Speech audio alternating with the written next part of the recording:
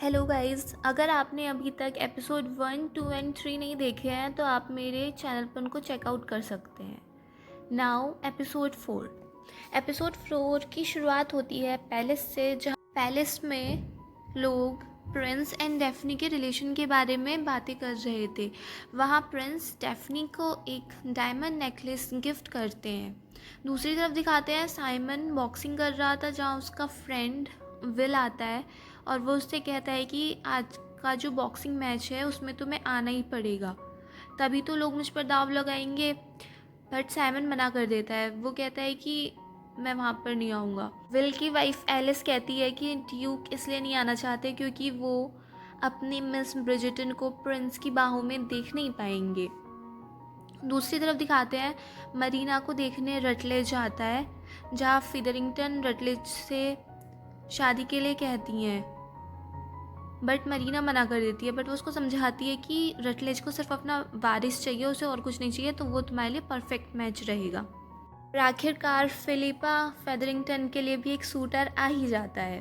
Penelope and एलोइस market में घूम रहे होते हैं, जहाँ एलोइस कहती है कि काश डेफनी शादी ही ना करे, क्योंकि अगर वो शादी कर लेगी तो उसके बाद मेरा ही नंबर है और मैं कभी भी शादी नहीं करना चाहती हूँ।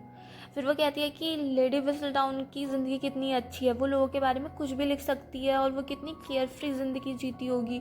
वो पेनेलोपी से कहती है कि मुझे ढूंढना चाहिए, हमें ढूंढना चाहिए कि लेडी विस्टलडाउन कौन है और हमें उनसे इस बारे में कुछ लेसन्स लेने चाहिए। बॉक्सिंग मैच को देखने डेफनी को एंथनी प्रिंस के कहने पर लेकर आता है, जहाँ वो साइमन को देखकर सरप्राइज्ड हो जाती है, क्योंकि उसे लगा था कि साइमन अब तक तो यहाँ से जा चुका होगा। वो दोनों बातें नहीं करते बट एक दूसरे की तरफ छुपी नज़रों से देखते ज़रूर हैं। वहाँ बेनेडिक्ट से मिस्टर ग्रैनविल मिलते हैं, जो उसे अपने स्टूडियो में आने के लिए इनवाइट करते हैं। फिर मैच के बाद एंथनी एंड साइमन ड्रिंक कर रहे होते हैं, जहाँ एंथनी साइमन से बहुत खुश होता है कि तुम बहुत समझदार निकले, तुमने मेरी बहन का पीछा छोड़ दिया, अब उसे देखो कितना अच्छा रिश्ता मिल चुका है। तभी वहाँ प्रिंस आता है और वो एंथनी से बातें करता है, बट उनकी बातें हमें सुनाई नहीं जाती हैं, वो म्यूट रहती हैं। घर पर डेफनी से उसकी मदर कहती है कि प्रिंस को तुम्हें ऐसी जगह पर नहीं लेके जाना चाहिए था, क्योंकि वो एक मारपीट को मनोरंजन कहते हैं। वहाँ तभी एंथनी आ जाता है और वो कहता है कि प्रिंस ने डेफनी को प्रपोज़ करने के लिए मेरी परमिशन मांगी है। तो ये वो बात थी जो पहले म्यूट करके दिखाई गई थी। रात में डेफनी अपनी मदर को बताती है कि मेरा और जो ड्यूक का रिलेशन था वो फेक था, हम सिर्फ इसलिए कर रहे थे जिससे मुझे अच्छे सूटर मिल जाएं। और वो अपनी मदर से कहती है कि अब आपको प्राउड होना चाहिए कि आपके बेटे को एक प्रिंस का रिश्ता आ चुका है। लेट कहती है, बेटा मैं तो सिर्फ इतना चाहती हूँ कि तुम्हें सबसे बेस्ट पति मिले। रैंक के मामले से हमें कोई फ़र्क नहीं पड़ता है, मगर प्यार के मामले में वो नंबर 1 होना चाहिए। दूसरी तरफ लेडी डेनबरी साइमन से पूछती हैं कि अब कहाँ जा रहे हो, मुझे पता है दुनिया के किसी ऐसे अलग थलग कोने में चले जाओगे जहाँ अपनी मर्जी के काम करोगे। मुझे बहुत तुम पे फ़ख्र था कि मैंने इतना होनहार लड़का बड़ा किया है, मगर तुम्हें तो किसी भी चीज़ की कदर ही नहीं है। तुम्हें डेफनी को ऐसे जाने दिया जैसे वो तुम्हारी कुछ थी ही नहीं। अपनी क्वीन को देखो, किंग को देखो, कलर की वजह से हम लोग कितने अलग थे, मगर जब तक कि किंग ने क्वीन से शादी नहीं की, और प्यार से बेटा सब कुछ जीता जा सकता है। साइमन कहता है, भले ही किंग ने हमें ऊंचे ओहदे पर रख दिया है, बट उनकी हालत बहुत ज़्यादा नाजुक है, वो कभी भी अपना डिसीज़न चेंज कर सकते हैं, इसलिए प्यार से कुछ फ़र्क नहीं पड़ता है। वो कहता है कि मेरी शिप कल 9 बजे निकलेगी, मैं आपको जहाँ भी रहूँगा लेटर लिखता रहूँगा। रात को बॉल में फिदरिंगटन मरीना को रटलेज के साथ डांस करने के लिए भेज देती है।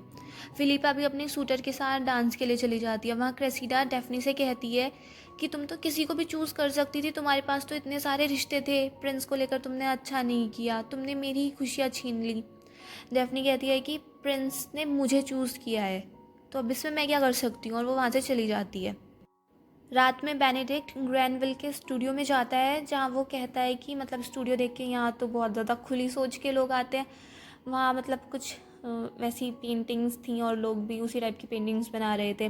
वहाँ बेनेडिक्ट भी पेंट करने बैठ जाता है। दूसरी तरफ दिखाते हैं एलोइस एक सर्वेंट के रूम में छानबीन कर रही होती है, जहाँ वो लेडी आ जाती है जिसका रूम था, और वो उससे एलोइस उससे डायरेक्टली पूछ लेती है, क्या तुम ही विसल डाउन हो ना? जहाँ वो लेडी ना बहुत हंसती है। वो कहती है, तुम बड़ी बेवकूफ़ हो, किसी सर्वेंट के पास इतना टाइम ही नहीं होता है कि वो ये सब काम कर सके। अगर मेरे पास इतना टाइम और इतने ज़्यादा रुपए होते तो मैं क्या तुम्हारे यहाँ पर काम करती। फिर बॉल में दिखाते हैं कोलिन पेनेलोपी से कहता है कि मैं मरीना से बात करना चाहता हूँ, और वो ऐसा भी लग रहा है डांस उनका देखते हुए कि वो रेडलेस से पीछे छुड़ाना चाह रही है, तो मैं उसको अभी रेडलेस से बचाता हूँ।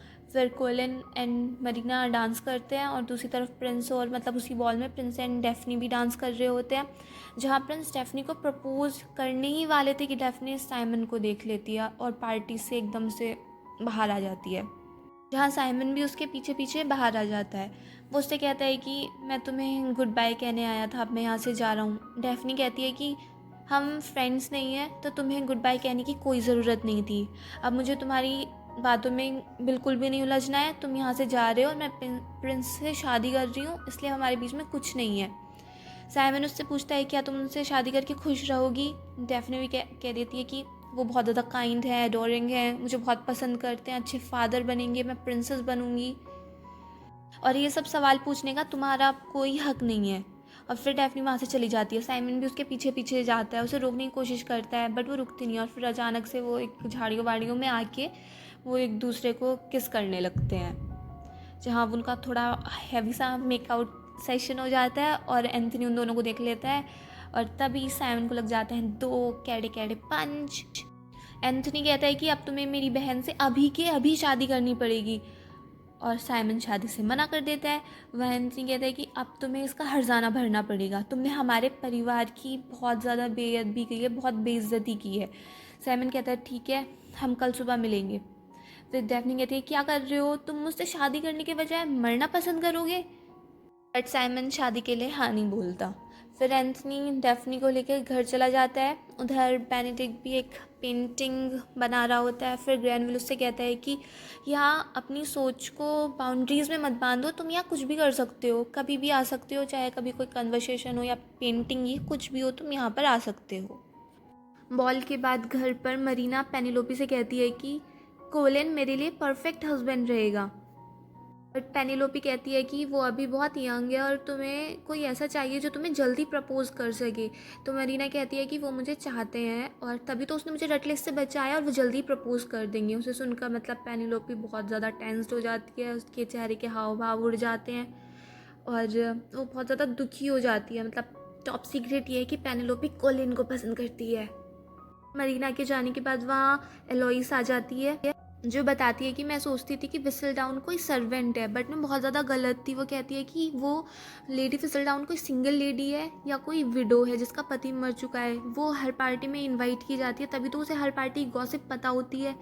मतलब वो विसलडाउन के बारे में बातें कर रही थी और पेनिलोपी तो पहले से ही बहुत ज़्यादा टेंस थी और वो उससे गुस्से में कह देती है कि मुझे इस सब में कोई इंटरेस्ट नहीं है, मेरे पास और भी बहुत ज़्यादा प्रॉब्लम्स हैं, प्लीज़ मुझे शादी की भी टेंशन है, मैं कोई ब्रिजटन जैसी तुम्हारी जैसी सुंदर नहीं हूँ जो मुझे कोई भी मिल जाएगा। और मतलब फिर उसे सुन के एलोइस भी वहाँ से रोते रोते भाग जाती है। घर पे डेफनी एंथनी से कहती है कि तुम मुकाबला नहीं करोगे, तुम में से कोई भी मर सकता है, कि इलीगल है, मैं तुम्हारी मौत या ड्यूक की मौत का रीज़न नहीं बनना चाहती। एंथनी कहता है ये सिर्फ तुम्हारी रेपुटेशन की बात नहीं है, हमारी बहनों की रेपुटेशन भी इस पर दाव पे, अगर ये बात कभी सामने आ गई तो हमारी इज्जत का क्या होगा। तभी वहाँ बेनेडिक्ट आ जाता है और उसे लेकर एंथनी रूम में चला जाता है और उसे बताता है कि हम कल सुबह एक ड्यूअल करेंगे, मुकाबला करेंगे ड्यूक के साथ और तुम मेरे सेकंड बनोगे। और बेनेडिक्ट पूछता है अगर तुम मर गए तो। एंथनी कहता है कि अगर मैं मर गया तो मेरी पोजीशन और दौलत सब तुम्हारी हो जाएगी। फिर बेनेडिक्ट कहता है अगर हेस्टिंग्स मर गया तो। एंथनी कहता है तो मुझे देश छोड़ के भागना पड़ेगा और तुम इस घर के मुखिया बन जाओगे। उधर साइमन विल को बताता है कि सुबह उसे एंथनी से मुकाबला करना है, तो विल कह देता है कि ठीक है मैं तुम्हारा सेकंड बनूंगा। रात में ही एंथनी सिएना के घर जाता है और सिएना से कहता है कि ये समाज हमें एक साथ रहने की इजाज़त नहीं देगा, क्यों ना हम यहाँ से चले जाएं जहाँ ये सोसाइटी, ये बाउंड्रीज़ कुछ भी ना हो। सिएना कहती है प्लीज़ ऐसी बातें मत करो, जाओ यहाँ से। जहाँ वो उसे बताते हैं कि मेरा कल मुकाबला है, पता नहीं मैं बचूँ या नहीं बचूँ, अगर मैं कल बच गया तो इस समाज से मुक्त हो जाऊँगा, इन बंधनों से, हम इन सब से कहीं बहुत दूर चले जाएंगे। और फिर उन दोनों में टुन टुन टुन टुन वो दिखाते हैं सब कुछ और फिर मतलब उनके बीच में सेक्स दिखाते हैं, ठीक है।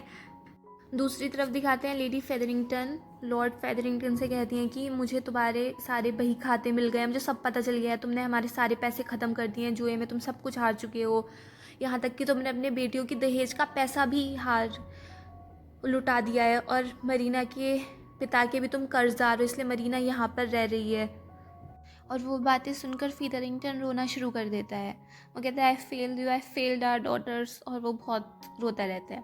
फिर रात को दिखाते हैं एंथनी सिएना के पास से निकल जाता है और दूसरी तरफ साइमन एंड विल भी निकल जाते हैं। रात को डेफनी बहुत परेशान होती है। वो कॉलिन से पूछती है कि वो कहाँ गए हैं, मुझे बताओ, बट कॉलिन उसे बताता नहीं है। वो कहता है कि ड्यूक जब मौत का सामना करेंगे ना, वो अपने आप ही सॉरी बोल देंगे, तुमसे शादी के लिए तैयार हो जाएंगे। डेफनी कहती है अगर ऐसा नहीं हुआ तो क्या होगा। फिर कॉलिन कहता है वो अपना मैटर है, वो अपने आप सॉल्व कर लेंगे। डेफनी कहती है हमें क्रिसीडा ने देख लिया था और बहुत ज़रूरी है कि अब तुम मुझे बताओ कि वो कहाँ पर हैं। मॉर्निंग में दिखाते हैं कि एंथनी एंड बेनेडिक्ट पहुँच जाते हैं, जहाँ पर एंथनी कहता है मैं मर जाऊँ तो एक लेडी है, उनका नाम मेरे ड्रॉर में पड़ा है, उनका तुम ध्यान रखना, मुझसे प्रॉमिस करो। और वहाँ विल एंड साइमन भी पहुँच जाते हैं। बीच में दिखाते हैं डेफनी भी घोड़े पर बैठ के आ रही होती है। साइमन एंथनी से सॉरी भी बोलता है। फिर वो दोनों पोजीशन ले लेते हैं और शूट करने के लिए आमने सामने आते हैं। और जैसे ही एंथनी शूट करता है, बीच में डेफनी आ जाती है, वो घोड़े से और नीचे गिर जाती है। फिर एंथनी और साइमन दोनों आते हैं कि तुम ठीक हो, तुम्हें कुछ तो नहीं हुआ। फिर डेफनी उठती है, वो कहती है मैं ड्यूक से कुछ बात करना चाहती हूँ। और फिर डेफनी ड्यूक को साइड में ले जाती है। वो उससे कहती है कि हमें ना क्रेसिडा ने देख लिया है, और अगर हमारी अब शादी नहीं हुई तो मैं बर्बाद हो जाऊँगी, मेरा नाम बहुत ख़राब हो जाएगा। साइमन तब भी मना कर देता है कि मैं शादी नहीं करूँगा। तो वो कहती है तुम मुझे इतना घिरा हुआ समझते हो कि क्या वजह है, तुम मुझसे शादी नहीं करना चाहते हो। फिर साइमन बहुत ज़्यादा हेजिटेशन के बाद कहता है कि मैं तुम्हें बच्चे नहीं दे पाऊँगा, और वही तो तुम्हारा ड्रीम था ना, इसलिए तुम शादी करना चाहती थी, तुम अपने जैसा परिवार चाहती थी, और वो सब कुछ मैं तुम्हें नहीं दे पाऊँगा, तो प्लीज़ फॉर योर ऑन सेक मुझसे शादी मत करो। फिर वो फाइट रिज्यूम करने वाले होते हैं कि डेफनी कहती है रुको, मैं और ड्यूक शादी करने वाले हैं, और वहीं पर उनके चेहरे पर एपिसोड ख़त्म हो जाता है।